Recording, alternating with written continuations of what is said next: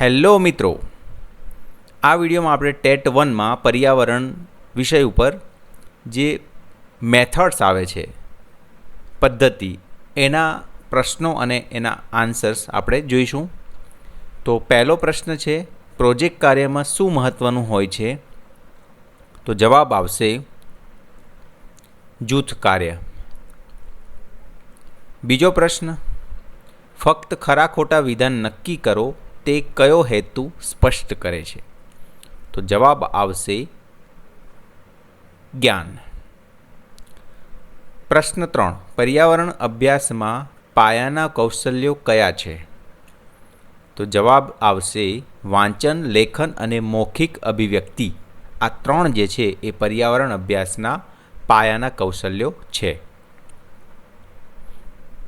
પ્રશ્ન 4, ઓસુબેલે શાની હિમાયત કરી છે? તો જવાબ આવશે નિગમનાત્મક અધ્યયનની હિમાયત કરી છે. પ્રશ્ન 5, અવલોકન પદ્ધતિથી બાળકને કેવું જ્ઞાન મળે છે? તો જવાબ આવશે પ્રાથમિક પ્રત્યક્ષ જ્ઞાન. પ્રશ્ન 6, કથન ચર્ચા પદ્ધતિમાં કોનું મહત્ત્વ વધારે હોય છે? તો જવાબ આવશે શિક્ષકનું. તો આ ખાસ મિત્રો ધ્યાન રાખજો, કથન ચર્ચામાં શિક્ષકનું મહત્ત્વ વધારે હોય છે. પ્રશ્ન 7, પર્યાવરણ દ્વારા અપાતું શિક્ષણ અસરકારક હોય છે, કયા મહાન ચિંતકોએ વાત કરેલી છે?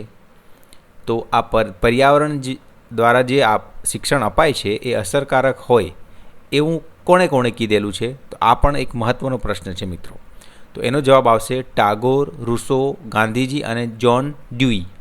આ બધાએ પર્યાવરણ દ્વારા અપાતું શિક્ષણ અસરકારક હોય છે તેમને કીધેલું છે.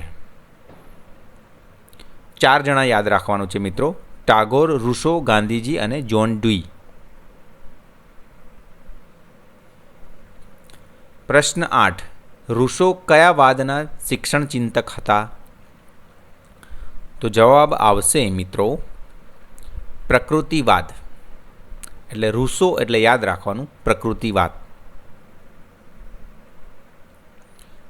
પ્રશ્ન 9, પર્યાવરણીય અભ્યાસની ધોરણ 1 થી 5માં અપેક્ષિત અધ્યયન નિષ્પત્તિઓ કઈ કઈ છે? તો આ પણ બહુ મહત્ત્વનો પ્રશ્ન છે, અધ્યયન નિષ્પત્તિઓ પૂછાઈ શકે છે મિત્રો. તો કૌશલ્યો, અનુકૂલન, કાર્યકારણ સંબંધ, સહ અસ્તિત્વનો સ્વીકાર, જીવતા જીવન સાથેનો અનુબંધ, પર્યાવરણનું જતન અને સંવર્ધન, પર્યાવરણ પ્રેમી સમાજની રચના. આ બધા જ જે છે અધ્યયન નિષ્પત્તિઓ એ પર્યાવરણ અભ્યાસની ધોરણ 1 થી 5માં આપણે શીખીએ છીએ. પ્રશ્ન 10, બાળકને પર્યાવરણ કેવી ભાવના કેળવે છે? આ પણ એક મહત્ત્વનો પ્રશ્ન છે. આ પ્રશ્ન પૂછાવાની શક્યતાઓ પણ વધારે છે. તો જવાબ આવશે અનુભૂતિ અને વસુધૈવ કુટુંબકમ. આ 2 જે છે ભાવનાઓ એ કેળવે છે.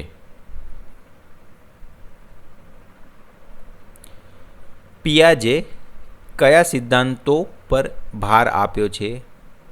તો એમને કયો સિદ્ધાંત પર ભાર આપ્યું છે?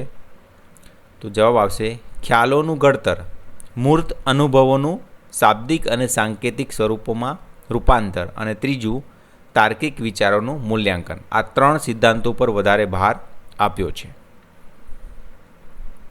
પ્રશ્ન 12, પર્યાવરણ શિક્ષણમાં કઈ પદ્ધતિએ સૌથી વધુ અસરકારક પદ્ધતિ કહેવાય છે? તો જવાબ આવશે ક્ષેત્ર. તો ક્ષેત્ર પદ્ધતિ એ પર્યાવરણ શિક્ષણમાં સૌથી અસરકારક પદ્ધતિ મનાય છે. પ્રશ્ન 13, અનુમાન અને પરીક્ષણ પદ્ધતિ શું છે? તો જવાબ આવશે જવાબનો અંદાજો લગાવવો અને પછી તપાસ કરવી કે તે કામ કરે છે કે નહીં, તે અનુમાન અને પરીક્ષણ પદ્ધતિ છે. તો 2 વસ્તુ છે, જવાબનો અંદાજો લગાવવો અને પછી તપાસ કરવી કે કામ કરે છે કે નહીં, મતલબ કે ઓબ્ઝર્વેશન. પ્રશ્ન 14, પ્રોજેક્ટ પદ્ધતિ એ શું છે? તો અહીંયા પ્રોજેક્ટ પદ્ધતિનો મતલબ કુદરતી વાતાવરણમાં કાર્ય. આ પ્રોજેક્ટ પદ્ધતિની એક વ્યાખ્યા કહી શકાય. જે પર્યાવરણની દ્રષ્ટિએ પર્યાવરણની સાપેક્ષમાં આ વ્યાખ્યા તમે યાદ રાખી શકો. અને બીજી વ્યાખ્યા આવી રીતના પણ આપી શકાય, સામાજિક પરિસ્થિતિમાં હેતુપૂર્વકની પદ્ધતિ. સામાજિક પરિસ્થિતિમાં હેતુપૂર્વકની પદ્ધતિ. પ્રશ્ન 15. પર્યાવરણની કઈ અધ્યયન પદ્ધતિમાં બાળકો પોતાની બધી ઇન્દ્રિયોનો ઉપયોગ કરે છે? તો આવશે અવલોકન એટલે કે નિરીક્ષણ પદ્ધતિ. તો નિરીક્ષણ અથવા અવલોકન પદ્ધતિ એ બેમાંથી જે પણ હોય ઓપ્શનમાં એ સાચું આવશે.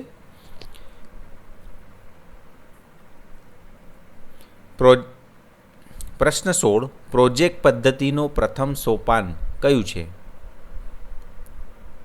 તો પ્રોજેક્ટ પદ્ધતિનું પ્રથમ સોપાન જવાબ આવશે પ્રોજેક્ટની પસંદગી.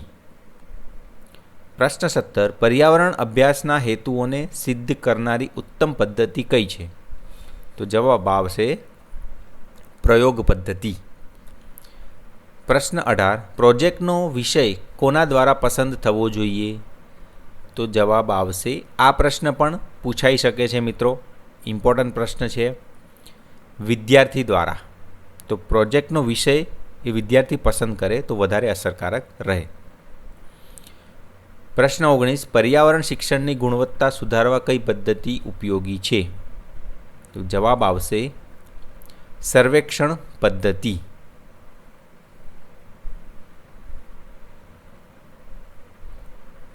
પ્રશ્ન 20.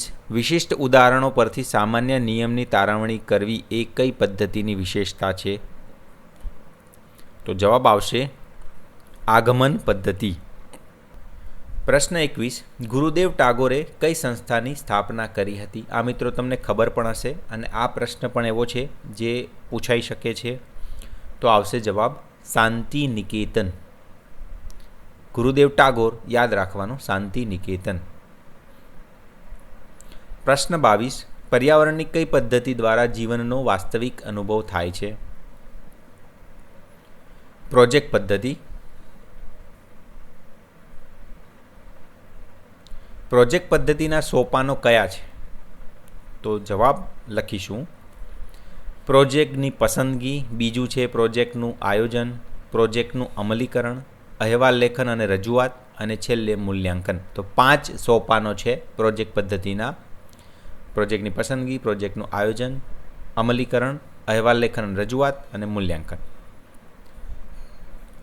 પ્રશ્ન 24. પર્યાવરણ મૂલ્યાંકનના પ્રકાર જણાવો. તો 2 પ્રકાર છે, ઔપચારિક તથા અનૌપચારિક મૂલ્યાંકન. એ પદ્ધતિ આધારિત આ 2 કહેવાય. અને બીજા 2 જે છે સમય આધારિત, એ પ્રગતિમૂલક અને પરિપાકમૂલક મૂલ્યાંકન. આ 2 આવે. પણ પદ્ધતિ આધારિત પૂછ્યા હોય તો ઔપચારિક તથા અનૌપચારિક આવે, અને સમય આધારિત અગર પૂછે છે તો પ્રગતિમૂલક અને પરિપાકમૂલક. આ રીતના યાદ રાખવાનું. પ્રશ્ન 25. જ્હોન ડુઈએ કયા પર્યાવરણ ઉપર ભાર મૂકે છે? સામાજિક પર્યાવરણ. તો જ્હોન ડ્યુઈ એટલે કે સામાજિક પર્યાવરણ. પ્રશ્ન 26. જીન જેક્સ રૂસો એ પોતાના કયા પુસ્તકમાં ભૌતિક, રાજકીય અને સામાજિક પર્યાવરણમાંથી પરિમિત કરી શિક્ષણ કરવાની વાત કરી છે? તો જવાબ આવશે એમિલ.